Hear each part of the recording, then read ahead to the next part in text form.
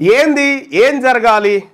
నిన్న కోర్టు ఒక కీలకమైనటువంటి మాట చెప్పింది. కోర్టుకు చెప్పే కంటే నిన్న కోర్టు చెప్పింది. కానీ నేను గతంలో 42% రిజర్వేషన్ అనేటువంటి అంశంలో నేను, ముఖ్యమంత్రి గారు, తర్వాత వకులాభరణం గారు, ఆ తర్వాత ఇంకా చాలామందిమి ఆ మీటింగ్లో ఉన్నాం.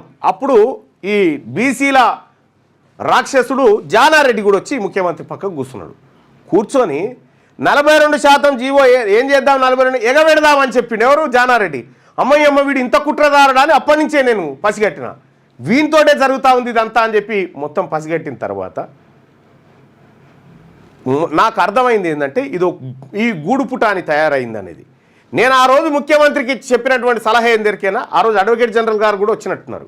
ముఖ్యమంత్రికి చెప్పిన సలహా ఏంటంటే ఒకవేళ 42% రిజర్వేషన్ ఇవ్వాలనుకుంటే ఫస్ట్ జీవో విడుదల,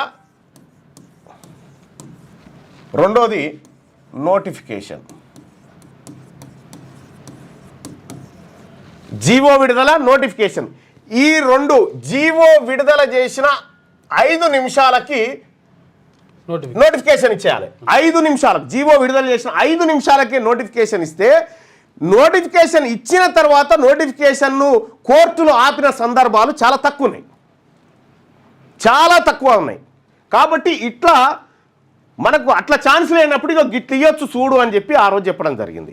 నిన్న కోర్టు కూడా అదే వ్యాఖ్యలు చేసింది. మీరు నోటిఫికేషన్